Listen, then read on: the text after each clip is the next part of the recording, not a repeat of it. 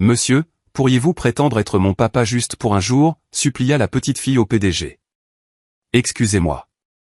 J'avais commandé de l'eau plate, pas gazeuse, dit Harold Blake d'une voix fraîche et tranchante en reposant fermement la bouteille sur le comptoir. La caissière, à peine sortie de l'université, cligna des yeux devant le ticket de caisse, déconcertée.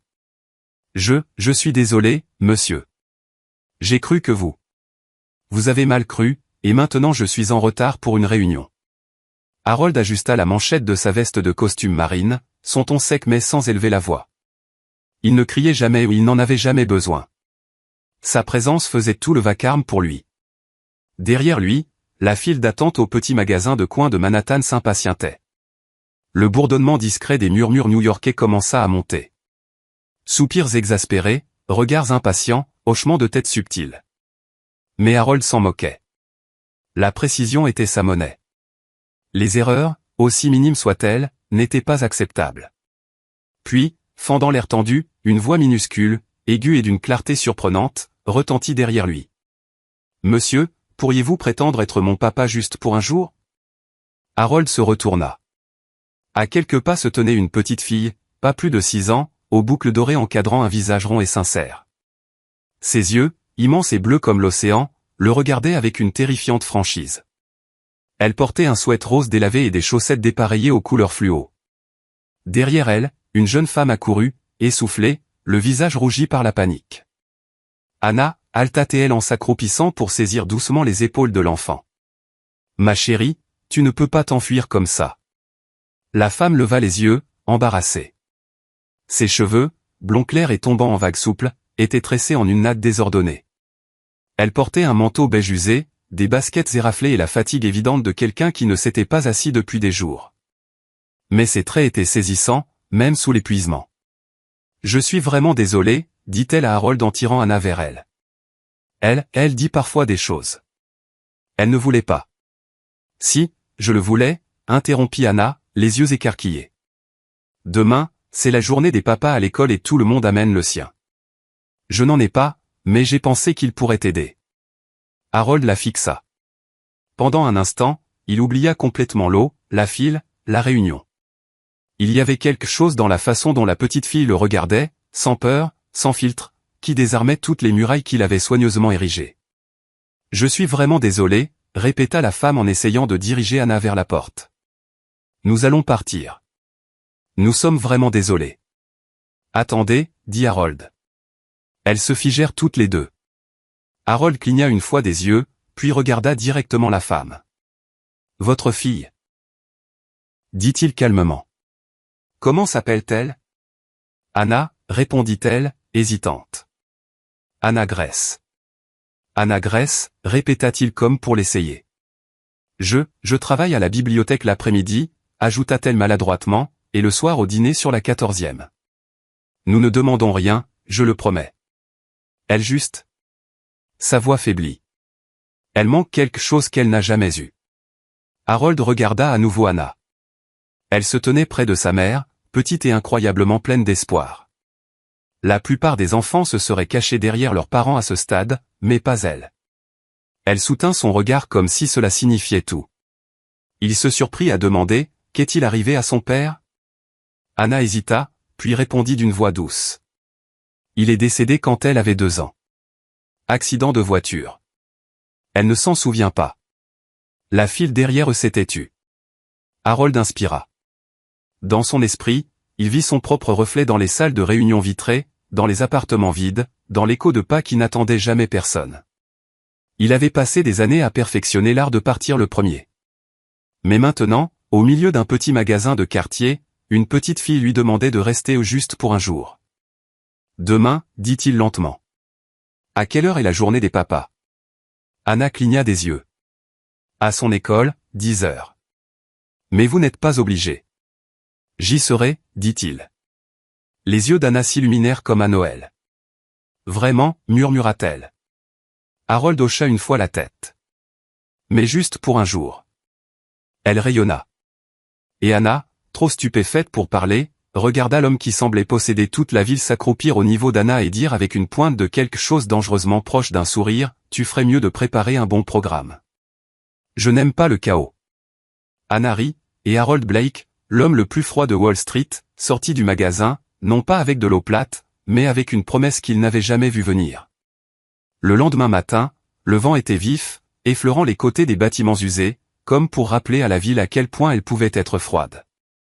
Anna était assise à côté d'Harold sur un banc devant l'école d'Anna, ses mains serrées autour d'une tasse de café tiède en papier. Elle ne comprend pas vraiment ce que signifie avoir un papa, dit doucement Anna, brisant le silence entre eux. Elle n'était qu'un bébé quand il est parti. Mais les enfants remarquent les choses. Ils remarquent ce qui manque. Harold jeta un œil sur le trottoir où Anna sautillait le long du bord du trottoir, en équilibre comme une funambule. Son petit sac à dos rebondissait à chaque pas. Elle portait un ruban dans les cheveux, jaune pâle, un peu de travers. Elle est intelligente, dit-il. Elle est tout, répondit Anna. Harold ne dit rien, ses mains jointes proprement sur ses genoux, sa montre scintillant à la lumière. Je ne voulais pas vous mettre dans l'embarras hier, ajouta Anna. Elle est un peu différente. Spéciale, mais d'une manière qui lui fait ressentir les vides plus que les autres enfants. Je ne fais pas les enfants, dit Harold, direct comme toujours. Je ne pensais pas que vous le faisiez, répondit Anna, presque en souriant. C'est pourquoi j'essaie encore de comprendre pourquoi vous avez dit oui. Il se tourna alors vers elle, vraiment vers elle. Elle était fatiguée. C'était évident. Mais il y avait quelque chose de fort en elle, aussi. Quelque chose qui avait résisté à des tempêtes que la plupart des gens ne voyaient pas venir. J'essaie de le comprendre moi-même, dit-il doucement. À cet instant, Anna revint en courant vers eux, essoufflée et rayonnante. Allez, c'est presque l'heure. Ils ont dit d'amener nos papas dans la salle de jeu. Harold se leva, redressant son manteau. Il hésita seulement une seconde avant de tendre la main. Anna la saisit sans réfléchir, ses petits doigts s'enroulant autour des siens. En entrant dans l'école, Anna suivit derrière, observant la façon dont sa fille levait les yeux vers Harold comme s'il était quelqu'un en qui elle avait déjà confiance, comme s'il avait toujours été là. La classe était un tourbillon de peinture au doigt, de forts en carton et d'étiquettes en papier construction disant « Papa et moi ». Harold détonnait comme une tâche. 1,80 m d'acier en tenue décontractée d'affaires au milieu d'une mer de baskets et de pulls en polaire. Mais Anna s'en moquait. Elle le tira à travers chaque station, riant alors qu'il essayait maladroitement de découper des formes et de jouer à la marelle. Les autres parents le regardaient curieusement, quelques-uns le reconnaissant des pages financières, mais personne n'osa l'approcher. Puis vint l'heure du conte. Tous les enfants s'installèrent sur des poufs tandis que leur père leur lisait des histoires. Anna grimpa sur les genoux d'Harold, s'y installa comme si c'était la chose la plus naturelle du monde, et lui tendit un livre à la couverture dessiné au crayon. « Mon papa est un super-héros. » Harold hésita. « Lis-le, » murmura Anna. Et il le fit. Sa voix, si souvent utilisée pour des stratégies de salle de réunion et des appels aux investisseurs, s'adoucit à mesure qu'il lisait chaque ligne. À mi-parcours, Anna s'appuya contre sa poitrine et ferma les yeux. « Tu fais sentir en sécurité, » murmura-t-elle, comme un vrai papa. La poitrine d'Harold se serra. Il leva les yeux et vit Anna debout juste dehors la fenêtre, les observant. Ses yeux brillaient. Il baissa les yeux sur la petite fille dans ses bras. Elle ne voulait pas d'argent. Elle ne voulait pas de promesses. Elle voulait juste une main à tenir juste pour un jour. Et d'une certaine manière, Harold réalisa qu'il voulait être cette main, même s'il ne savait pas encore pourquoi. Le jour suivant arriva comme une promesse discrète. Le ciel était gris doux, les rues humides d'une pluie nocturne, mais à l'intérieur du bâtiment préscolaire, le rire résonnait et des posters aux couleurs vives couvraient les murs. Journée des papas était écrit en lettres de crayon sur une banderole accrochée au-dessus de l'entrée de la classe. Harold se tenait à côté d'Anna à la porte, ajustant les manchettes de son manteau sur mesure. Il avait troqué son costume habituel contre une tenue plus douce, pantalon sombre, pull marine et chemise impeccable. Pourtant, il irradiait précision et contrôle, un homme fait pour les salles de réunion, pas pour les poufs. Anna tira sur sa main, les yeux pétillants d'anticipation. « Prêt ?» demanda-t-elle. « Pas du tout » marmonna-t-il, mais il la suivit à l'intérieur quand même. Les enfants étaient partout, riant, jouant, rebondissant avec l'énergie hyperactive que seul le sucre et l'excitation pouvaient produire. Des papas accroupis près de circuits de train, maladroits avec des bâtons de colle, lisaient des albums illustrés à voix haute avec des intonations exagérées. En entrant, Anna se tint droite et fière au milieu de la pièce. voici mon papa, annonça-t-elle, sa voix forte et douce. Juste pour aujourd'hui. Tous les regards se tournèrent. Certains papas jetèrent un double regard à Harold. Une mère près de la porte murmura à une autre, les yeux écarquillés. L'enseignante, mademoiselle Lynn, cligna 2 fois des yeux avant de s'avancer. Monsieur Blake, dit simplement Harold en lui serrant la main. Eh bien, bienvenue, monsieur Blake. Nous sommes ravis que vous ayez pu vous joindre à nous. Anna rayonna.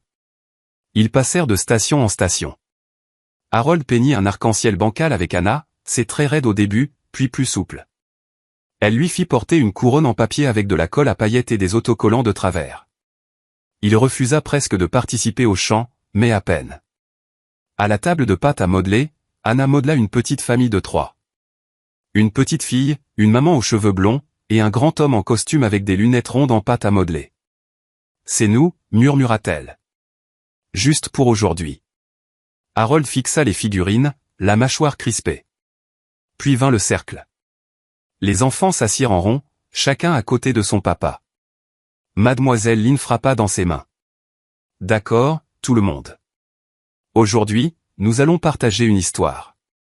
Elle peut être vraie ou imaginaire. Quelque chose à propos de votre papa qui vous rend heureux. Harold sentit Anna serrer sa main. Elle se leva, minuscule et rayonnante, regardant autour du cercle. Mon papa m'emmène en aventure, commença-t-elle. Nous faisons de grandes promenades dans les villes et prenons le thé avec des tigres. Il porte une cape sous ses vêtements de travail et ne laisse jamais les monstres entrer dans le placard. Il me lit des histoires qui me font rêver. Il est fort et silencieux, mais quand je ris, il rit aussi. La pièce se figea, même les enfants les plus distraits s'arrêtèrent pour écouter. Et parfois, ajouta-t-elle, sa voix tremblant légèrement, il se présente. Juste quand j'en ai besoin. Harold cligna des yeux, fixant le sol. Anna se tourna et s'assit à nouveau à côté de lui, glissant sa petite main dans sa paume sans un mot. Il la serra fort. Mademoiselle Lynn s'éclaircit la gorge. Merci, Anna. C'était magnifique. De l'extérieur de la fenêtre, Anna observa tout se dérouler. Elle était venue déposer la boîte à lunch d'Anna, mais quand elle vit Harold agenouillé sur le tapis à côté de sa fille, portant une couronne en papier et tenant des mains en pâte à modeler, elle ne put se résoudre à interrompre.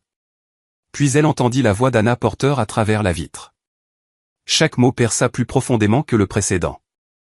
Des larmes montèrent à ses yeux et coulèrent silencieusement alors qu'elle pressait une main contre la fenêtre, submergée par ce qu'elle voyait. Pas une mascarade, pas une performance, mais quelque chose de réel, quelque chose qu'elle n'avait jamais pensé que sa fille pourrait ressentir. À l'intérieur, Anna appuya sa tête contre le bras d'Harold. « Tu te débrouilles vraiment bien », murmura-t-elle. Il baissa les yeux sur elle, incapable de parler parce que quelque chose dans sa poitrine s'était fissuré grand ouvert, et il n'était pas sûr de vouloir que cela se referme.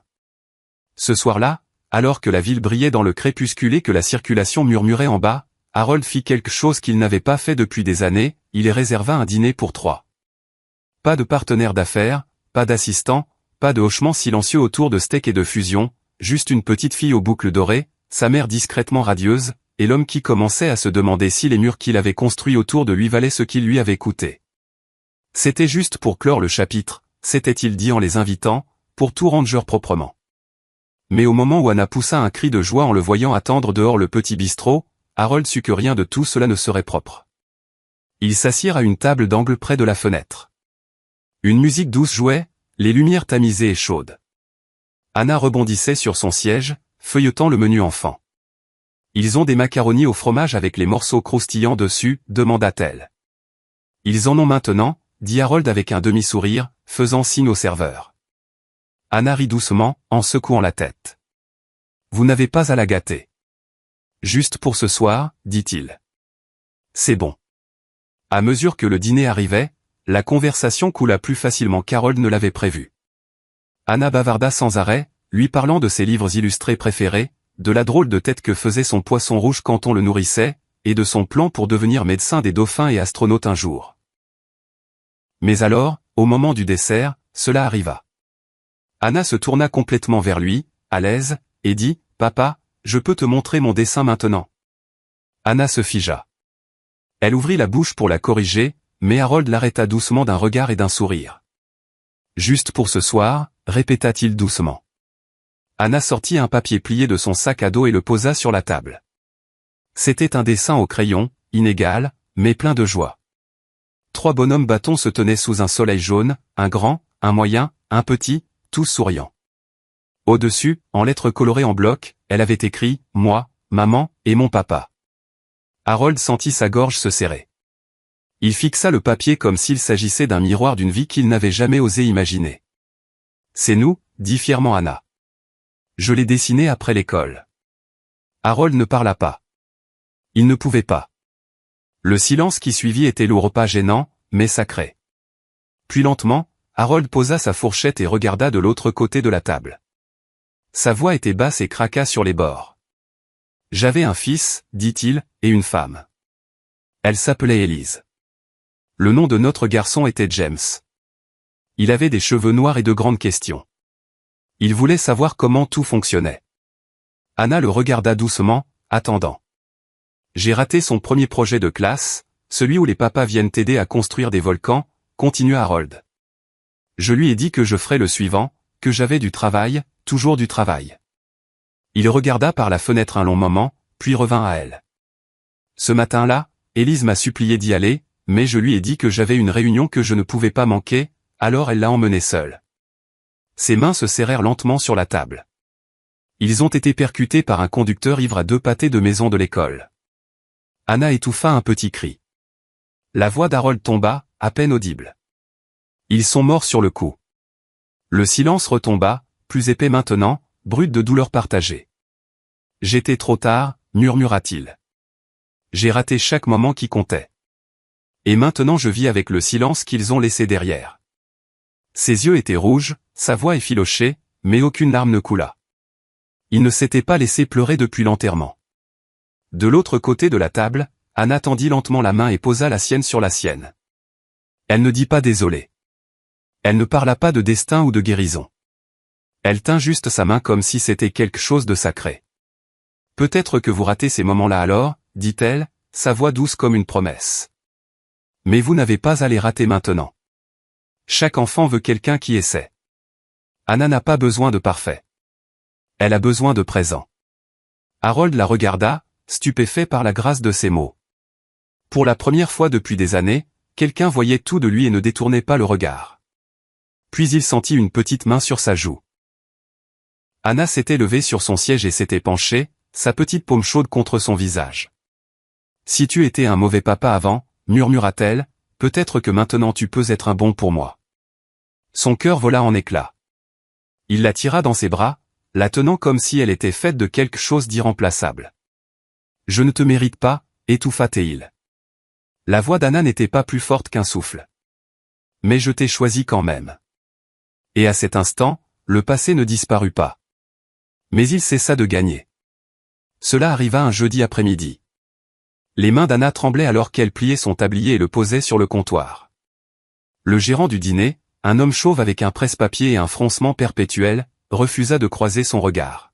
« Je ne veux pas de drame, dit-il platement. Mais nous ne pouvons pas avoir d'employés impliqués avec des figures corporatives, surtout pas avec la société qui possède ce bâtiment. » Le cœur d'Anna sombra. Je ne savais même pas jusqu'à récemment qui il était. Il la coupa. Tu l'as amené ici. Déjeuner avec lui en uniforme. Les clients parlent. Quelqu'un en haut a entendu. Ce n'est pas une bonne image. Il pense que tu essaies de jouer un angle.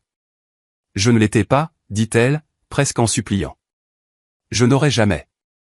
Je suis sûr, dit-il. Mais la perception est tout. Et ce fut tout. Des heures plus tard, Anna était assise sur un banc usé à l'arrêt de bus, son manteau serré autour d'elle et Anna blottie contre son flanc. La petite fille ne comprenait pas pourquoi les mains de sa mère tremblaient, ou pourquoi elle n'avait pas parlé depuis 15 minutes. Elle savait juste que quelque chose n'allait pas, « Maman », murmura Anna. « On est dans les ennuis. »« Non, bébé », étouffa Anna. « Pas des ennuis, juste fatiguée. » Ses yeux piquaient, sa tête doulait, et tout ce à quoi elle pouvait penser était à quelle vitesse tout ce qui était bon glissait quand on osait croire que cela pourrait rester. Puis, des phares. Une voiture noire élégante s'arrêta au bord du trottoir.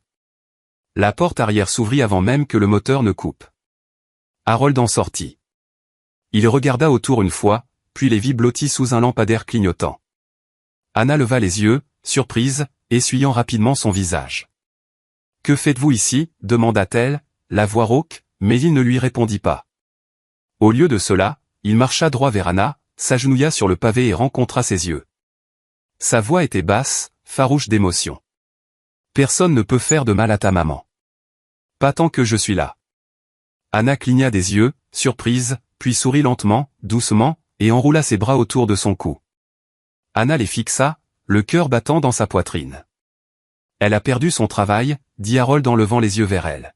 « À cause de moi. »« Ce n'est pas votre faute » murmura Anna. « Si, ça l'est » dit-il en se levant. « Et je n'ai pas l'intention de laisser cela ainsi. » 2 jours plus tard, Anna entra dans les bureaux de la Fondation Blake, une branche philanthropique discrète mais puissante de la société d'Harold. Elle avait à peine franchi le seuil qu'elle entendit de petits pieds sprintant dans le couloir. « Papa !» La voix d'Anna résonna comme du soleil. Harold se tourna juste à temps pour la rattraper alors qu'elle sautait dans ses bras. Elle s'accrocha à lui comme s'il était son monde entier. « Tu as manqué ta petite fille, papa ?» Harold la tint près, souriant doucement. « Toujours. » Tout le monde dans le hall regarda, mais personne ne dit un mot. L'homme qu'il n'avait connu que comme impitoyable, calculateur Harold Blake était quelque chose de complètement différent à cet instant. Il posa Anna, puis se tourna vers Anna. « Je te veux ici, dit-il. Comme mon assistante personnelle pour la fondation. J'ai besoin de quelqu'un qui se soucie vraiment des gens. Et toi ? Tu n'as jamais cessé de donner, même quand cela te coûtait. » Anna déglutit difficilement. « Je ne veux pas de charité. »« Ce n'est pas de la charité, dit-il. C'est une seconde chance pour nous deux. » Elle regarda Anna, toujours agrippée à sa main, et réalisa quelque chose de profond et vrai. Peut-être que les secondes chances ne venaient pas enveloppées dans la perfection, mais dans la présence, et cela suffisait. Cela arriva progressivement, comme le printemps glissant dans la pièce après un long hiver brutal. Ils n'eurent jamais de conversation à ce sujet, ne déclarèrent jamais un nouveau départ ou ne franchirent aucune ligne officielle. Mais d'une certaine manière, quelque part entre les dépôts à l'école et les dîners tardifs, les histoires du coucher et les courses au supermarché, les trois devinrent quelque chose de plus que la coïncidence. Ils devinrent une famille. Harold commença à quitter le travail tôt, non parce qu'il le devait, mais parce qu'il voulait lire à Anna avant le coucher. Il ramenait des livres sur l'espace et les animaux et les monstres idiots qui se brossaient les dents. Il faisait des voix, mauvaises, mais Anna les adorait.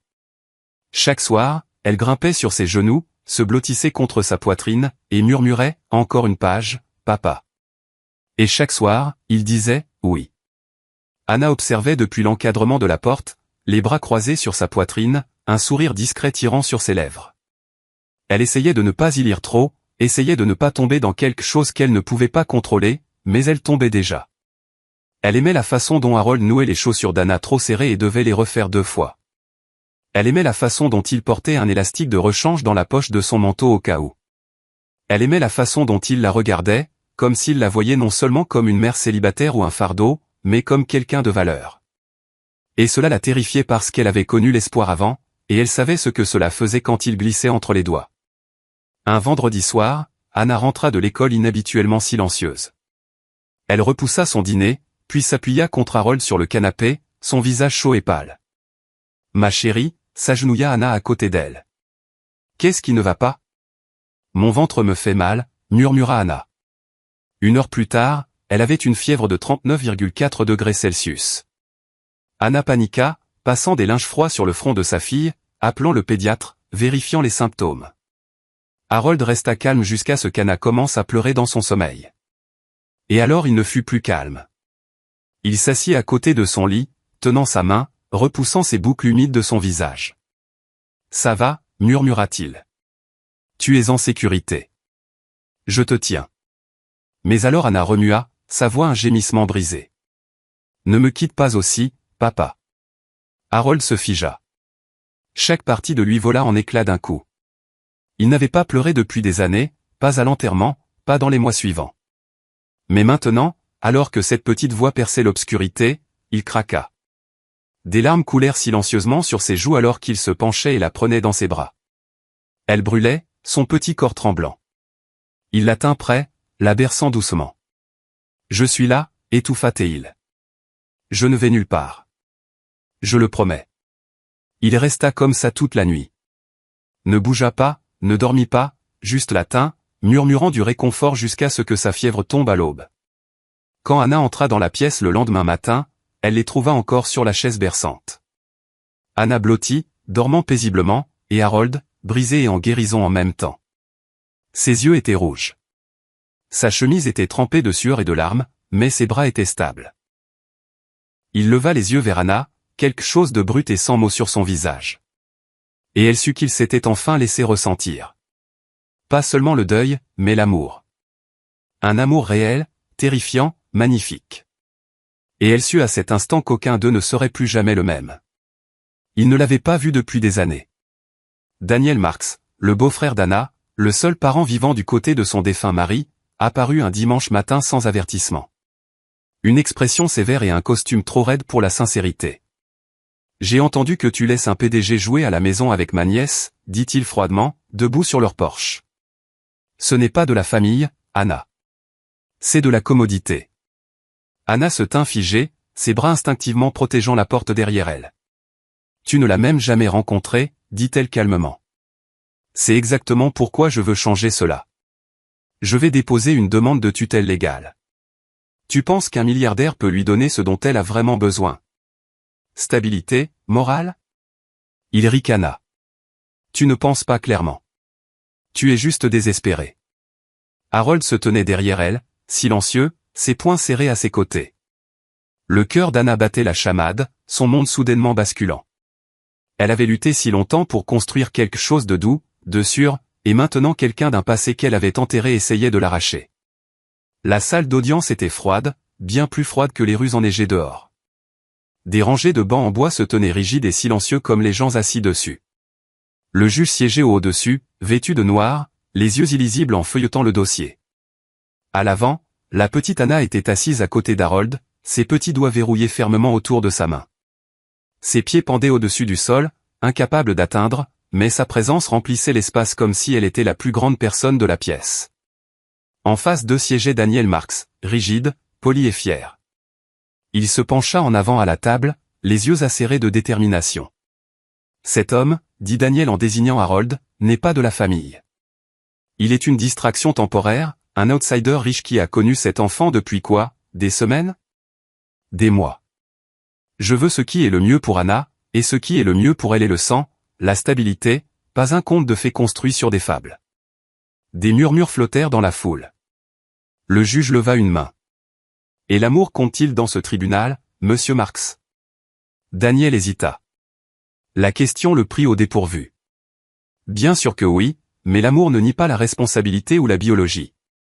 Le juge hocha la tête pensivement. Puis vint un son, doux, à peine audible au début, une chaise qui bouge, une petite silhouette qui se lève. Anna. Elle se leva du banc des témoins, un peu chancelante sur ses pieds, mais brûlante de détermination. Elle serra la main d'Harold encore plus fort en marchant au centre de la pièce, tous les yeux la suivant. L'huissier fit un pas en avant, incertain, mais le juge fit signe au silence. Anna s'arrêta devant le banc et leva les yeux. « Je m'appelle Anna Grace, dit-elle, la voix tremblante mais claire. Et j'ai déjà un papa. » Des halètements éclatèrent derrière elle. Daniel cligna des yeux, stupéfait. « Il me lit tous les soirs, » continua Anna, son menton se levant légèrement. « Il ne crie jamais. Il fait sourire maman. Il tient ma main quand j'ai peur. Et il ne me fait jamais me sentir petite. » La salle d'audience devint silencieuse. Anna se tourna vers Harold. « Je n'en veux pas d'un nouveau, dit-elle. Je l'ai déjà choisi. » Harold cligna fort des yeux, la piqûre des larmes montant dans ses yeux. Le juge se recula lentement, expira, et après un long moment dit avec une autorité tranquille, à la lumière du témoignage émotionnel, du lien démontrable entre l'enfant et M. Blake, et de l'absence d'une relation stable antérieure avec M. Marks, ce tribunal rejette la pétition de tutelle. Un souffle aigu échappa aux lèvres d'Anna, sa main volant à sa bouche. Anna courut vers Harold et jeta ses bras autour de lui, sa tête pressée contre sa poitrine. Et pour la première fois, Harold ne se sentit pas comme un homme prétendant protéger un enfant. Il se sentit comme un père pleinement, enfin, pour toujours. La lettre arriva une semaine plus tard. Papier crème, un saut audacieux dans le coin. Anna la tint dans des mains tremblantes, ses yeux scannant les mots encore et encore. Un poste de recherche dans l'un des meilleurs instituts de développement à Boston. Tout ce dont elle avait rêvé à l'université avant Anna, avant la lutte, avant Harold. Elle se tenait dans la cuisine, regardant par la fenêtre givrée, la ville dehors saupoudrée de neige douce qui tombait. Elle n'entendit pas d'abord, juste le craquement discret du parquet alors qu'Harold s'approchait derrière elle. « Tu l'as eu » dit-il doucement. Elle hocha la tête, mais sa voix était basse. « Je n'y vais pas » il fronça les sourcils. « Pourquoi ?»« Parce que c'est trop loin. Anna est heureuse. Tu es ici. » Ceci, elle désigna la vie qu'ils avaient construite, ceci compte plus. Harold s'approcha, sa voix ferme mais gentille. « Anna, on n'abandonne pas les rêves. On les emmène avec soi. » Elle se tourna vers lui, les yeux brillants. « Mais si je perds ce que nous avons ?» Harold n'hésita pas. Il prit sa main, entrelaçant ses doigts avec les siens comme par instinct. « Alors ce n'était pas assez réel pour commencer, dit-il. Mais je crois que ça l'est. » Elle le regarda. Le même homme qui se tenait autrefois dans un magasin de coin comme s'il possédait le monde, maintenant debout devant elle comme si elle était son monde entier. Et cette fois, elle ne fuit pas l'espoir. Elle s'y pencha. Une semaine plus tard, Harold planifia quelque chose qu'Anna appellerait le meilleur dîner de tous les temps. Ils entrèrent dans le jardin sur le toit de son immeuble, maintenant transformé avec des guirlandes lumineuses chaudes, et une petite table dressée pour trois. La neige bordait les bords du chemin de pierre comme du sucre en poudre. Des bougies vacillaient doucement dans la brise. Anna poussa un cri en voyant les cupcakes, mais ensuite ses yeux tombèrent sur une petite boîte au centre de son assiette. Son nom était écrit dessus de l'écriture d'Harold. « C'est quoi » murmura-t-elle. « Ouvre-le » sourit Harold. À l'intérieur, niché sur du velours, était un délicat collier en argent. Sur le petit charmant, un mot gravé, « Famille ». Au dos, pour toujours. Anna haleta. « C'est pour moi. » Harold s'agenouilla à côté d'elle. « Tu m'as appris ce que signifie famille, » dit-il. « Et je veux que tu saches, peu importe où la vie nous emmène, tu m'auras toujours. » Anna jeta ses bras autour de son cou, riant. « Tu es mon papa pour toujours maintenant. » Harold embrassa le haut de sa tête, la gorge serrée. Puis il se leva, se tourna vers Anna, et sortit une seconde boîte de la poche de son manteau. « Anna, dit-il doucement, tu es entrée dans ma vie comme une tempête et d'une certaine manière en a fait une maison. » Elle couvrit sa bouche, déjà tremblante. « Cette fois, dit-il, je ne prétends pas. Je ne veux pas temporaire. Je ne veux pas commode. Je veux réel. » Il ouvrit la boîte. Une bague simple. Intemporelle. « Veux-tu être ma famille pour de vrai ?» Des larmes glissèrent sur les joues d'Anna. Elle hocha la tête, incapable de parler, et tomba dans ses bras. Anna frappa dans ses mains. « Je peux être la demoiselle d'honneur ?» Harold rit, toujours tenant Anna. « Tu vas être plus que ça. » 6 semaines plus tard, la chapelle était petite, baignée de soleil, pleine de rires et de roses blanches. Anna marcha en premier dans l'allée en robe blanche avec une écharpe qui scintillait et un sourire fier qui ne faiblissait jamais. Elle laissa tomber des pétales en petit tas maladroit et salua chaque invité. Harold se tenait à l'autel, son costume impeccable, ses mains tremblant seulement légèrement. Quand Anna apparut, radieuse en robe ivoire simple, il oublia comment respirer. Leurs vœux n'étaient pas répétés, pas poétiques, juste réels. « Je ne croyais pas aux secondes chances, » dit Harold. « Jusqu'à ce que je rencontre 2 filles qui m'ont donné envie de devenir quelqu'un digne d'être aimé. Je pensais que l'amour signifiait sacrifice, » murmura Anna. « Mais tu m'as montré qu'il peut aussi signifier maison. » Anna se tenait à côté d'eux, rayonnante, ses mains serrant fermement les leurs à tous les deux. À la fin de la cérémonie, Harold la souleva et embrassa son front. « C'est toi qui m'as choisi en premier, tu te souviens » dit-il en souriant à travers les larmes. Et elle murmura en retour, fière et sûre, « le meilleur choix que j'ai jamais fait. » Cette nuit-là, alors que la neige tombait doucement dehors, les 3 dansèrent dans le salon, pieds nus, riant, sans musique, mais avec leur propre joie, une vraie famille pour toujours. Et c'était l'histoire d'une simple question d'une petite fille qui changea 3 vies pour toujours. Parfois, l'amour n'arrive pas avec de grandes entrées. Parfois, il murmure à travers la voix d'un enfant, à travers les secondes chances, et à travers le courage de croire que la famille n'est pas toujours ceux avec qui on est, c'est ceux qu'on choisit. Si cette histoire a touché votre cœur, vous a fait croire à la guérison, à la rédemption, et au pouvoir discret de se présenter, veuillez aimer, partager, et n'oubliez pas de vous abonner. Ici, nous vous apportons des contes qui vous émeuvent, des histoires qui vous rappellent à quel point l'esprit humain peut être beau et comment même un étranger peut devenir votre pour toujours. Jusqu'à la prochaine fois, continuez à vous accrocher à l'espoir parce que les plus petites voix peuvent nous ramener à la maison.